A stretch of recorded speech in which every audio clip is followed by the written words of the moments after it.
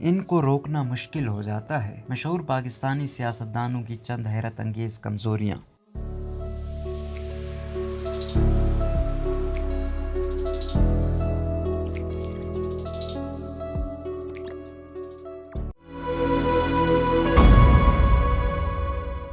سیاستدان ہر موقع پر توجہ حاصل کرنا جانتے ہیں، پھر چاہے وہ متنازع معاملہ ہی کیوں نہ ہو۔ کچھ میمز کا حصہ بن جاتے ہیں تو کوئی الیکٹرانک میڈیا کی نظروں پر آ جاتے ہیں۔ عمران خان۔ سابق وزیر اعظم عمران خان جو کہ سب کی توجہ حاصل کر لیتے ہیں۔ عمران خان کی جہاں اچھائیاں ہیں وہیں ان کی شخصیت میں موجود کچھ چیزیں انہیں نقصان سے دوچار بھی کر دیتی ہیں۔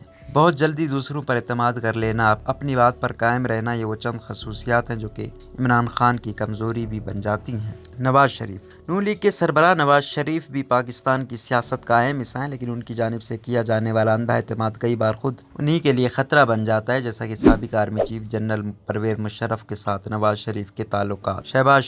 شہباز شریف جو کہ موجودہ وزیر اعظم بھی ہیں، ویسے تو کامیاب لیڈر کے طور پر سامنے آئے ہیں، لیکن ان کی ایک کمزوری انہیں مشکل میں بھی ڈال دیتی ہے۔ ان کی کمزوری یہ ہے کہ ہر کسی سے اچھے تعلقات کے خواہاں ہیں، ہر کسی سے بہترین تعلقات کی خواہش کی وجہ سے شہباز شریف کو تنقید کا نشانہ بھی بنایا جاتا ہے۔ یہی وجہ عمران خان کہتے ہیں کہ ایک بھائی لڑائی کرتا ہے اور دوسرا منانے کی کوشش کرتا ہے۔ مراد سعید۔ پاکستان تحریک انصاف کے رہنما مراد سعید کا شمار ان نوجوان سیاستدانوں میں ہوتا ہے جنہوں نے دلچسپ انداز سے سب کی توجہ حاصل کی۔ مراد سعید ویسے تو کئی خصوصیات رکھتے ہیں، لیکن ایک کمزوری ایسی ہے جس سے میڈیا کی توجہ حاصل کر لیتے ہیں۔ یہ کمزوری ان کا جذباتی پن۔ سیاسی گرما گرمی کے ماحول میں مراد سعید کئی بار جذباتی ہو جاتے ہیں۔ قومی اسمبلی کے ایک سیشن کے دوران مراد سعید اس حد تک جذباتی ہو گئے کہ شہریار افریدی سمیت دیگر ممبران پارلیمنٹ نے انہیں پکڑنے کی کوشش کی۔ بلاول بھٹو۔ پاکستان پیپلز پارٹی کے چیئرمین بلاول بھٹو زرداری بھی میڈیا پر چھائے رہتے ہیں، لیکن ان کی کمزوری انہیں میمز کا حصہ بھی بنا دیتی ہے۔ چونکہ بلاول کی بول چال میں انگریزی تلفظ زیادہ ہے، یہی وجہ ہے کہ وہ کئی بار جذبات میں کچھ ایسے الفاظ بھی بول جاتے ہیں